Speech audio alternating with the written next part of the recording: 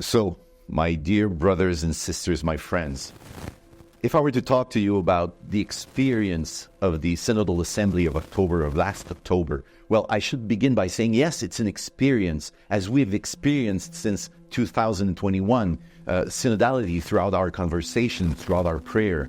It was such an experience. So, if I were to talk to you about this experience, I would suggest to see like a hockey game. There were stars. There were 3 stars that I could identify and point out to you. First and foremost, I want to say that the women that were with us during the whole Synodal Assembly were my first stars. They were free women, very articulate, very intelligent, very knowledgeable about theology, canon law, about spirituality, and they would provide us fantastic insight on what's the experience of women in their local churches. My second stars would be the experts, theologians and canonists that were with us, men and women that helped us at different moments to understand deeper notions and also steer us away from pitfalls, I would say.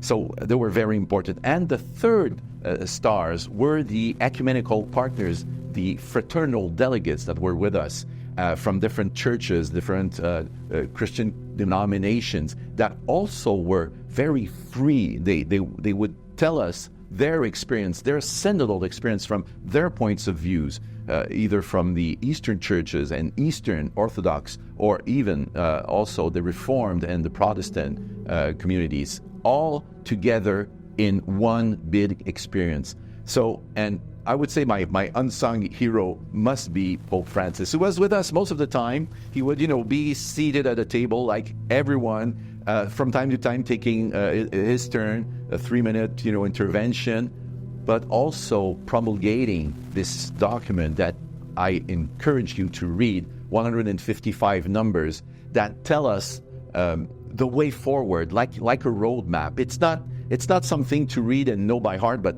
to experience the calls to action that are in that final document. And what struck me was that from the very beginning, Pope Francis set the stage, and he had an assistant in Father Timothy Radcliffe, who gave a retreat and put before our eyes the gospel of the resurrection of our Lord in the Gospel of John, and showed the interdependence between Mary Magdalene, John, and Peter. And this was, kind of the template of what we experienced throughout the Synodal Assembly, this reciprocity between men and women, between all charisms and ministries in the church. So the Pope sent us on this journey, not to talk about synodality, but to live it out. And one way of living it out is to be witness of caring for one another and caring for the others in this world in which we experience division, in which we experience deception in governance and echo chambers. Be able as church, this is the first and foremost, the prophetic aspect of synodality. We have to live it out. So in order to do that, we have to decenter ourselves from our own preoccupations that are legitimate. What's going to happen with our buildings? What's going to happen with our communities? There is a world out there that so needs us. And the Spirit is speaking to us through the events of the world, through the cries of the poor. And we must say that these cries of the poor, of the disenfranchised, of the marginalized, of course they're crying, they're shouting sometimes, and it's hard to hear. But we have to be there. This is our calling as Christians, as Catholics, to be there. So synodality will also take its roots, make a real difference in our church if we insist in putting in place those participatory bodies, as it says in the documents, like pastoral councils in parishes, economic councils at every level of the church, of course at the diocesan level also, and insist on this participation, this wide participation, not only of the baptized that participate regularly in our assemblies, but also from others that can tell us, well, have you thought of this? Have you thought of that? This is my point of view, including also people that are poorer, including people from all walks of life, young and old, insisting also on the younger generation that is not the future of the church, that is the present of the church. So this is a game changer if we want to live synodality, experience synodality, and be transformed by living synodality, not only talking about it, it starts at ground level in these participatory bodies.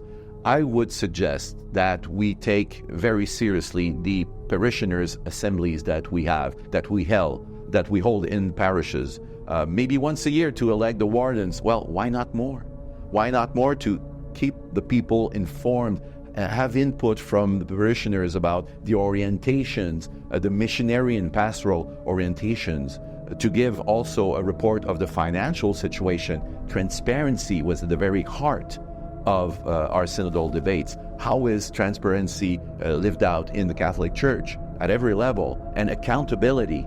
The pastor, the pastoral teams, the bishop might, share, okay, what has been going on the last year, kind of a State of the Union address, I would say, to be able to have everyone on board. So, what I'm getting at, synodality, the synod on synodality, you might say it's finished, because we've been praying, discerning, sharing about this for 3 years now. Well, my friends, my brothers and sisters, it's only beginning, because now the real thing is beginning. We have to live synodality in order to be a more missionary church, a truly evangelical church. Synodality is the way forward.